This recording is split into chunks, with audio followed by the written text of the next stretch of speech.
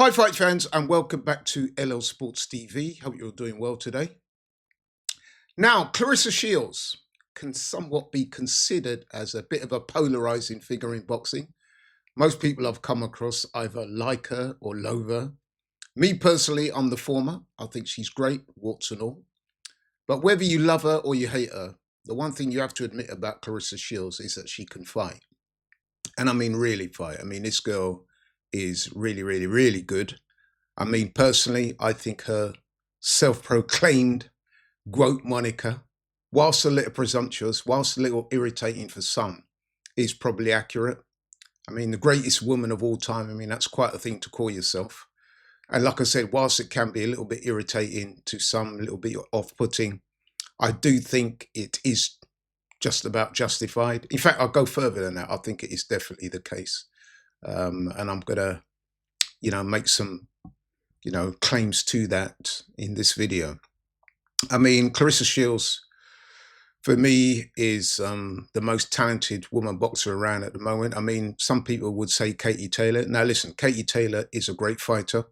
No doubt about that. Olympic gold medalist, 5-time amateur world champion, won many titles in her career as a professional. So she's a great fighter. But for me, Claressa Shields is above Katie Taylor in that perspective. I mean, I think some people get it a little bit twisted. Some people would seem to put Katie Taylor above Claressa Shields based on their personalities and how they, people like them. I mean, if you're going to argue that Katie Taylor is a nicer person or carries herself in a certain way, which is, more preferable to Claressa Shields, then I could see where you're coming from.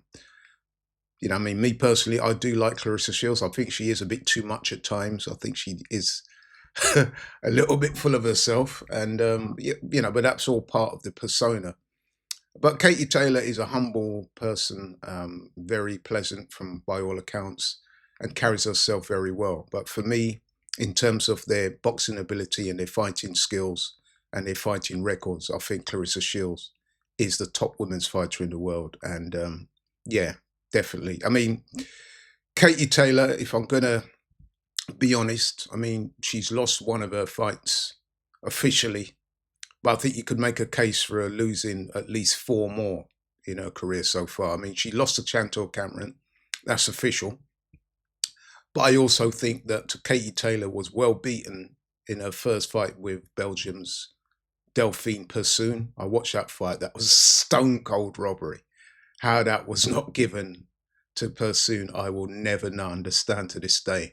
I mean, even Irish fighters like Carl Frampton and Barry McGuigan and people like that, who are noted Katie Taylor fans, said on the record that that was a terrible decision.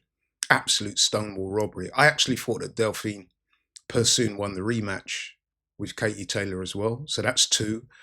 I also think that Katie Taylor lost at least 1, maybe 2 of the fights with Amanda Serrano. So yeah, it would seem that it's almost impossible to get a decision over Katie Taylor. Whereas I think with Claressa Shields, and I'm pretty sure you will agree with me on this, that no one's really come close to beating her.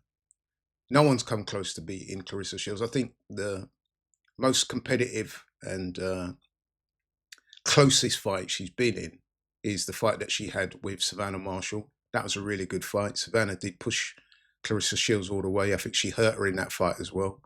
But Claressa Shields won a unanimous decision on all the scorecards. I was there that night. It was a great fight. But I do think that Claressa Shields won the fight. I mean, let's look at Claressa Shields' record in boxing. I mean, you've got to check the receipts here. 2 times Olympic gold medalist.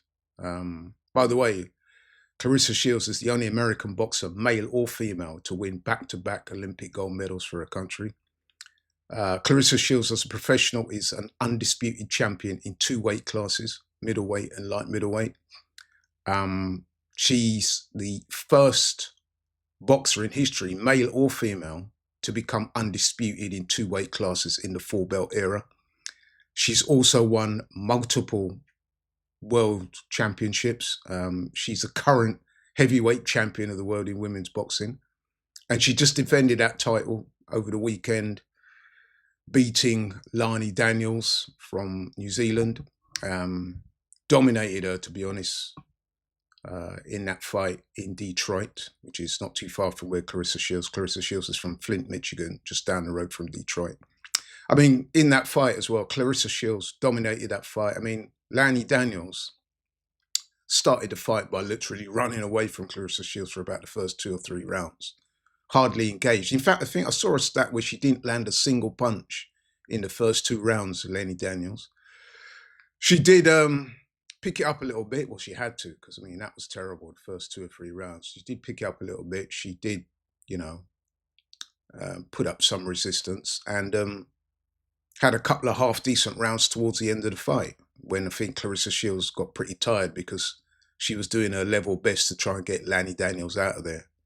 But it was a pretty one-sided victory, yet again, for Claressa Shields, who utilised her superior boxing skills, footwork, sharp jab, combination punches, looked really good at times. If I have one criticism of Claressa Shields is that, I mean, Claressa Shields is not a big puncher, but the problem with Claressa is that she's trying so hard to stop her opponents that sometimes she does get dragged into what I call...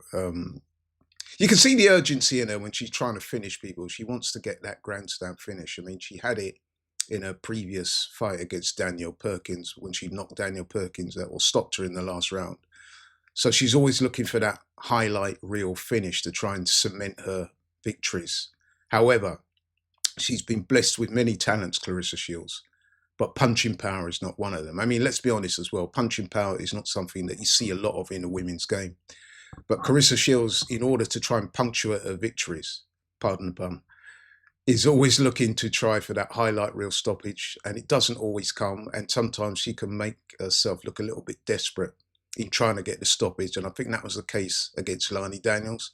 So she almost effectively punched herself out a little bit in rounds 8 and 9. So yeah, so she can get a little bit sloppy looking for the knockout. But even so, I mean, she dominated the fight, won pretty much every round. I didn't give Lani Daniels a round. I think I gave her a share of a round, maybe. Okay, give her a round. But anyway, I mean, you know, the point is made that Claressa Shields pretty much dominated the fight. And pretty much has done to Lani Daniels what she does to most of her opponents, which is dominate. And I don't think you can say that about Katie Taylor. You could argue that Amanda Serrano is an excellent opponent, which she is. But yeah, I mean, listen, it's up for debate for some people. It's not for me. For me, Claressa Shields is clearly the best women's fighter that I've seen in my lifetime. And both in achievements, cultural impact.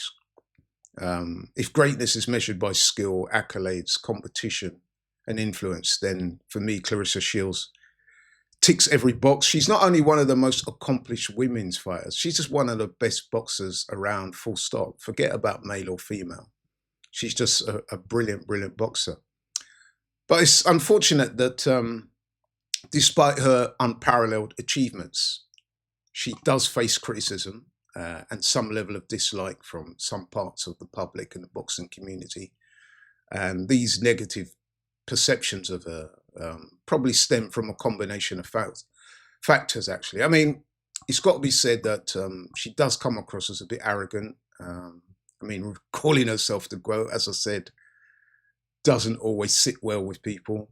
Some of her statements about wanting to take on male fighters, that doesn't go down too well. It can be seen as a little bit disrespectful. She has a somewhat confrontational approach that some people, again, find a bit off-putting when you can, certainly when you compare it against people like Katie Taylor, who has that more humble demeanor. You can understand why some people would regard Claressa Shields as not their cup of tea. She's also very active on social media, often engaging herself with trolls and critics of her, and sometimes she can come across as a bit petty and a bit even childish, to be honest. But, you know, at the end of the day, warts and all, Claressa Shields is a great fighter. I think she is a great personality in boxing. I think she's the kind of person that when she's gone, people will miss her. And I think all things being considered, women's boxing, boxing in general would be imminently poorer without Claressa Shields in boxing. So I just wanted to do this video to pay a little tribute to Claressa Shields, actually, because I don't quite think she gets the credit she deserves. I mean, she's often seeking it. She's often telling everybody how great she is. And I get it. Listen, some people don't like that type of thing. I can understand why some people would find it off-putting. But, you know, there was a certain Muhammad Ali years ago that did a very similar thing. And look how he's remembered now. So, yeah, for me, Claressa Shields, as I do this video right now, I would regard her as the best women's boxer, certainly that I've seen. And I think she is worthy of her GWOAT status. But that's all from me. Let me know what you think in the comments. Thanks for watching. Really do appreciate it. If you're new to the channel, please like, share, and subscribe. And I'll catch you on the next one. I'm out.